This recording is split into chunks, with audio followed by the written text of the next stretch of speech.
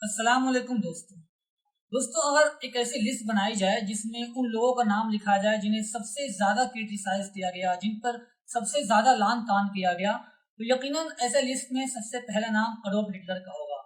وہ اڈولف ہٹلر جس کی جوش انتقام نے دنیا بھر میں دوسری جنگ عظیم کی آگ بھڑکا دی، جس میں کروڑوں لوگ جل کر بھسم ہوئے، اور خاص طور پر یہودیوں کے ساتھ جو اس کا ظالمانہ رویہ تھا اس کے بارے میں بات کرتے ہوئے آج بھی لوگوں کی روح کانپ سی جاتی ہے۔ پر ان سب کے باوجود اس کی ذات اور اس کی زندگی کے حوالے سے ایسے کئی سارے مسٹریز ہیں جن کے بارے میں ڈسکس کرنا بہت زیادہ ضروری ہے۔ مثال کے طور پر یہ کہ اس کا اپنا مذہبی نقطہ نظر کیا تھا، وہ مسلمانوں کے بارے میں کیا سوچتا تھا، اسلام کے بارے میں اس کی کیا رائے تھی، اور اس کے فوج کے اندر مسلمانوں کی ایک بڑی سی تعداد اس کی طرف سے کیوں لڑ رہی تھی۔ تو چلیے ان سارے پوائنٹس کو ڈسکس کرتے ہیں تفصیل کے ساتھ آج کے اس ویڈیو میں۔ دوستوں، ہٹلر کی طرف منسوب یہ جملہ آپ نے بارہا سنا ہوگا کہ ہٹلر نے کہا تھا کہ میں صرف اور صرف ایک ہی مذہب کی عزت کرتا ہوں اور ایک ہی پیغمبر کی عزت کرتا ہوں، یعنی اسلام اور نبی کریم صلی اللہ علیہ وسلم کی۔ قطع نظر اس کی کہ یہ بات واقعی اس نے کہی تھی یا نہیں، سب سے پہلے ہم یہ سمجھنا ہوگا کہ لاجیکلی کیا یہ ممکن ہے کہ ہٹلر جیسا شخص اس طرح کے الفاظ کہیں اور وہ اپنے اس قول میں پورے طریقے سے سچا ہو۔ اس چیز کو سمجھنے کے لیے ہمیں دو جزئیوں کو سمجھنا ہوگا۔ پہلا یہ کہ خود ہٹلر کا مذہبی نقطہ نظر کیا تھا، اور دوسرا یہ کہ مسلمانوں کے ساتھ اس کے تعلقات کیسے تھے۔ اگر ہم بات کریں پہلے جزئیے کی کہ ہٹلر کا اپنا مذہبی نقطہ نظر کیا تھا،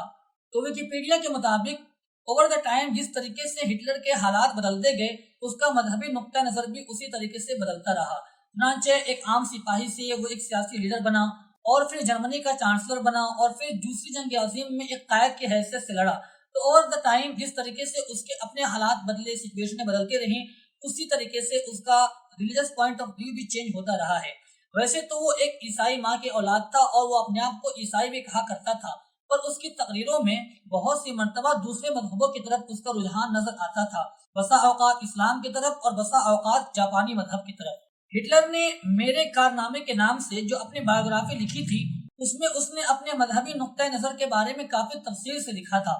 پر خیال رہے کہ اس کتاب میں لکھی گئی باتیں 100% آخری مہر نہیں ہو سکتی، کیونکہ یہ کتاب ہٹلر نے تب لکھی تھی جب وہ جرمنی کا چانسلر بننے سے پہلے جیل کے اندر تھا۔ جیل سے باہر آنے کے بعد وہ جرمنی کا چانسلر بنا، اور اس کے بعد دوسری جنگ عظیم میں وہ ایک قائد کی حیثیت سے لڑا۔ تو آنے والے زمانے میں جو الگ الگ طرح کے سچویشن اس نے فیس کیے اور جو اس نے اپنے خیالات کو ایکسپلور کیا، تو ان چیزوں کی وجہ سے جو اس کے خیالات میں تبدیلیاں آئیں، جو چینجز آئے، ظاہر ہے ان کا اس کتاب میں کوئی ذکر نہیں ہے۔ دوستوں، اب ہم بات کرتے ہیں دوسرے جزئیے کی، یعنی ہٹلر کے مسلمانوں کے ساتھ کیا تعلقات تھے۔ تو اس بات سے آپ بخوبی واقف ہوں گے کہ پہلی جنگ عظیم میں جرمنی کو شکست ہوئی تھی، جس کے نتیجے میں اس نے اپنے بہت سارے علاقے کھو دیے تھے۔ جرمنی ایک محدود دائرے میں سمٹ کر رہ گئی تھی، اس کے بہت سارے علاقے دوسرے ممالک کے قبضے میں چلے گئے تھے، اور ہٹلر اپنی تقریروں میں لوگوں سے یہی وعدہ کیا کرتا تھا کہ مجھے ووٹ دو تاکہ میں جرمنی کے جو علاقے چھن گئے ہیں میں انہیں واپس لے کر آؤں گا، اور جرمنی کی جو آن بان شان پہلے تھی اس کو واپس لے کر آؤں گا، اور پہلی جنگ عظیم میں جو جرمنی کے ساتھ ناانصافی ہوئی ہے، جو ظلم کیا گیا ہے، میں ان سب کا بدلہ لوں گا۔ ایسی تقریریں کر کر ہی اس نے لوگوں کا وشواس جیتا اور الیکشن جیت گیا، اور آخر کار وہ جرمنی کا چانسلر بن گیا۔ چانسلر بننے کے بعد اس نے اپنے وعدے کی تکمیل کرنی شروع کی، اور اپنے وہ علاقے جو اس سے چھین لیے گئے تھے پہلی جنگ عظیم کے دوران، ان پہ واپس حملے کر کے ایک ایک کر کے ان پہ اپنا قبضہ جمانا شروع کیا، اور اسی کے نتیجے میں دوسری جنگ عظیم سامنے آئی۔ تو ہٹلر جب ایک ایک علاقوں پر حملہ کر کے انہیں اپنے قبضے میں لے رہا تھا، تو اس کا گزر ان علاقوں پر سے بھی ہوا جہاں مسلمان اکثریت میں تھے۔ چنانچہ جب ہٹلر اور اس کی نازی فوج بلقان، مشرقی وسطی اور وسطی ایشیا کے مسلم اکثریت علاقوں میں داخل ہوئی، تو اس نے مسلمانوں کو اپنے فیور میں کرنے کی تمام تر کوششیں کی۔ وہ تمام پروپیگنڈے کیے کہ مسلمان ہمارے طرف سے لڑے، مسلمانوں کو اپنے ساتھ شامل کر کے برطانوی سامراج، سوویت یونین اور یہودیوں سے ایک مشترکہ لڑائی لڑی جائے۔ اور اس نے مسلمانوں کو اپنے فیور میں کرنے کے لیے کئی سارے پروپیگنڈے کیے۔ مثال کے طور پر یہ کہ ان سے بہت بڑے بڑے وعدے کیے گئے، مسلمانوں کو کھلی آزادی دی گئی۔ پہلی جنگ عظیم کے دوران جو مسجدیں توڑ دی گئی تھی ان مسجدوں کو دوبارہ بنوایا، مدرسے بھی قائم کیے، اور صرف یہی نہیں بلکہ وہ اپنی تقریروں میں قرآن کی آیتوں کو بھی پڑھا کرتا تھا۔ قرآن شریف کی جو جہاد کی آیتیں تھیں، جس میں اللہ تعالیٰ نے اپنے راستے میں لڑائی کرنے والوں سے جنت کے وعدے کیے تھے، وہ اپنی تقریروں میں ان آیتوں کا حوالہ دے کر بھی لوگوں کو لڑائی پہ اکساتا تھا اور مسلمانوں کو اپنے ساتھ مل کے لڑنے کے لیے کہتا تھا۔ ہٹلر نے پوری کوشش کی اس وقت مسلمانوں کا لیڈر بننے کی، یعنی تم میرے ماتحتی میں آ کر لڑو برطانوی سامراج سے، امریکہ اور سوویت یونین سے۔ اور مسلمانوں نے ہٹلر کا ساتھ اس لیے دیا کیونکہ یہ انہیں امید تھی کہ ہٹلر انہیں آزادی دلائے گا برطانوی سامراج سے۔ اور اسی طریقے سے اس وقت جو دنیا کے الگ الگ علاقے سے یہودی ہجرت کر کے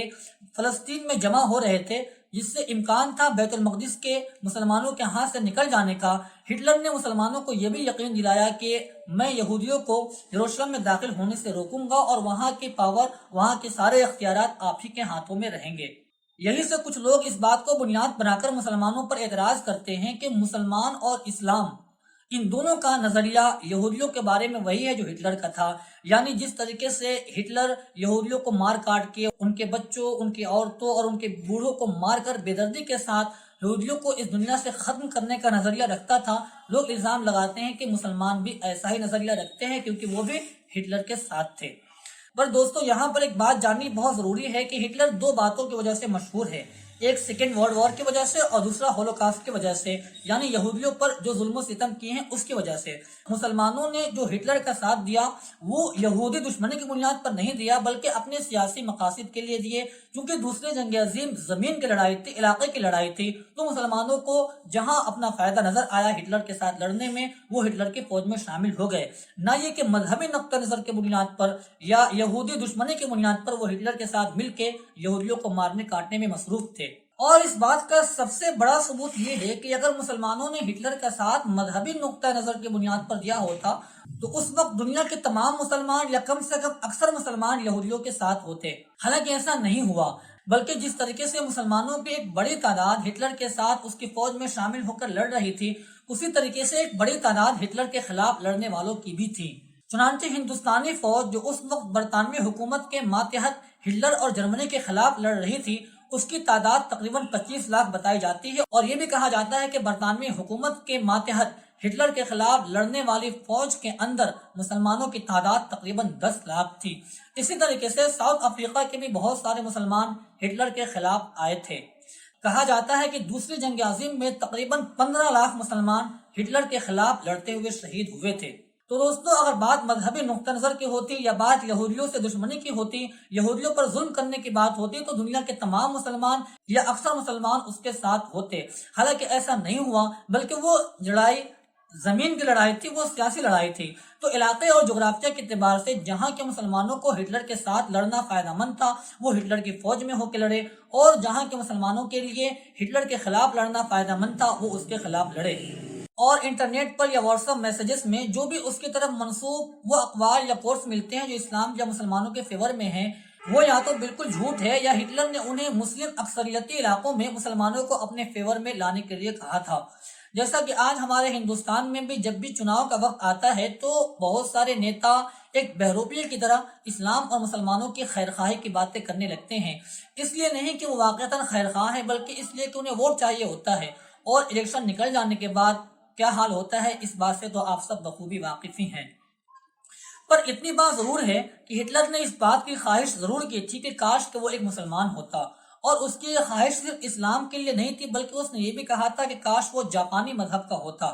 اور اس خواہش کے پیچھے کی وجہ جان کر آپ حیران ہو جائیں گے۔ اس خواہش کے پیچھے کی وجہ یہ نہیں تھی کہ وہ اسلام کے جو بیسک پرنسپلز ہیں، جو اسلام کے بنیادی نظریات ہیں، یعنی اللہ تعالیٰ کا ایک ہونا اور نبی کریم صلی اللہ علیہ وسلم کا رسول ہونا، وہ انہیں برحق سمجھتا تھا، ایسا نہیں ہے، بلکہ اس کی وجہ کچھ اور ہی تھی۔ وہ وجہ یہ تھی کہ ہٹلر 8ویں صدی کے اندر عربوں کی بہادری اور ان کی جنگی حکمت عملی سے بہت زیادہ متاثر تھا۔ عربوں نے جس محنت و مشقت کے ساتھ اور جس مجاہدے کے ساتھ خلوص کے ساتھ جنگ لڑی اور بڑی سے بڑی حکومتوں کو زیر کر دیا، ہٹلر انہیں بہت سراہتا تھا، پر اس کمبخت نے عرب مسلمانوں سے ایک منفی سبق حاصل کیا۔ ہٹلر یہ کہتا تھا کہ عربوں کا مذہب یعنی اسلام ایک ایسا مذہب ہے جو تلوار اور ہتھیار کے بنیاد پر اپنے نظریے کو پھیلانے پر یقین رکھتا ہے۔ وہ کہتا تھا کہ اسلام اپنے نشر و اشاعت اور اس کی دفاع کے لیے جان لینے کا بھی حکم دیتا ہے اور جان دینے کا بھی۔ تو کاش کہ یہ مذہب بھی ہمارا ہوتا، تاکہ ہمارے نظریے بھی ایسے ہوتے ہیں کہ ہم اپنے نظریے کو پھیلانے کے لیے، ہم لوگوں کو اپنی بات منوانے کے لیے ہتھیار کا استعمال کر سکیں۔ اگر اسلام میرا مذہب ہوتا، اگر اسلام جرمنی کا مذہب ہوتا، تو ہماری قوم بھی اسی طریقے سے بہادر اور لڑاکو ہوتی، اور پھر اس لڑاکو قوم کے ساتھ جو میرا خواب ہے پوری دنیا میں جرمن سلطنت کو قائم کرنے کا، میرا وہ خواب پورا ہوتا۔ دوستو، سن 732 عیسوی میں ایک جنگ لڑی گئی تھی بنو امیہ اور فرانس کی سلطنت کے درمیان۔ اس جنگ کو انگلش میں بیٹل آف ٹورس اور عربی میں معرکۃ بلاد الشہداء کہا جاتا ہے۔ اس جنگ کا مقصد یہ تھا کہ بنو امیہ چاہتے تھے کہ وہ فرانس کی حکومت کو گرا کر اب بنو امیہ کی سلطنت کو وسیع کریں، اسے ایکسپینڈ کریں۔ اس جنگ میں بنو امیہ کا مقصد یہ تھا کہ وہ سامنے والی سلطنت کو گرا کر اپنی حکومت کو اور وسیع کریں، اسے اور ایکسپینڈ کریں۔ پر بدقسمتی سے بنو امیہ اس جنگ میں ہار گئے تھے۔ ہٹلر اس جنگ پر اپنا تبصرہ کرتے ہوئے کہتا ہے کہ کاش کہ مسلمان اس جنگ میں جیت گئے ہوتے، کاش کہ مسلمان اس جنگ کو جیت کر اور آگے بڑھتے، اتنا آگے بڑھتے کہ وہ جرمنی تک پہنچ جاتے اور جرمن کو بھی انہوں نے جیت لیا ہوتا، تو اس طریقے سے آج اسلام جرمنی میں ہوتا، آج جرمنی قومی مسلمان ہوتی، جس کی وجہ سے ہمارے اندر بھی وہ بہادری پیدا ہوتی، ہمارے اندر بھی وہ کٹر پنتھی پیدا ہوتی۔ چونکہ ہٹلر کو عربوں کا یہ سارا عمل کٹر پنتھی لگتا تھا، تو یہ کہتا تھا کہ اگر ہم مسلمان ہوتے تو ہم بھی اسی طریقے سے کٹر ہوتے اور ہم بھی اسی طریقے سے بہت بہادری کے ساتھ جنگ لڑتے ہوئے اپنے مقصد کو حاصل کرتے۔ تو دوستوں، آپ دیکھ سکتے ہیں کہ ہٹلر نے کس طریقے سے اسلام کو مسکوٹ کیا، اس کو الگ طریقے سے سمجھا اور اس میں اپنے مطلب کی بات نکال کر یہ خواہش کی کہ کاش کہ میں مسلمان ہوتا۔ بہت سارے احباب ہٹلر کے جو اقوال ہیں اسلام اور مسلمان کے فیور میں، اس کی تحقیق کے بنا اس کو بہت فخریہ طور پہ شیئر کرتے ہیں اور یہ کہتے ہیں کہ دیکھو ہٹلر بھی ہماری موافقت میں بات کر رہا ہے۔ پر دوستو، ہر وہ چیز جو سننے میں اچھی لگی یہ ضرور نہیں ہے کہ واقعتاً اچھی بھی ہو۔ ہمیں چاہیے کہ ہمارے سامنے کوئی بھی ایک کوٹ آئے، کوئی بھی ایک بات آئے، تو ہم اچھی طرح اس کی تحقیق کریں کہ جو بندہ اسلام کے موافقت میں بات کر رہا ہے وہ کیوں کر رہا ہے، اس کے مقاصد کیا ہیں اور اس کا منشا کیا ہے۔ اگر کوئی اسلام اور مسلمانوں کے پیور میں کوئی اچھی بات بھی کہتا ہے پر اس کے کہنے کا منشا غلط ہے یا اس کا مقصد غلط ہے، تو وہ اچھی بات بھی بری ہوتی ہے۔ تو بس آج کے لیے اتنا ہی۔ آپ کو ویڈیو کیسے لگی آپ کمنٹ باکس میں ضرور بتائیں۔ اگر ویڈیو پسند آئی ہو تو ویڈیو کو لائک کیجیے، چینل کو سبسکرائب کیجیے۔ ملتے ہیں اگلی ویڈیو میں، تب تک کے لیے خوش رہیے اور سلامت رہیے۔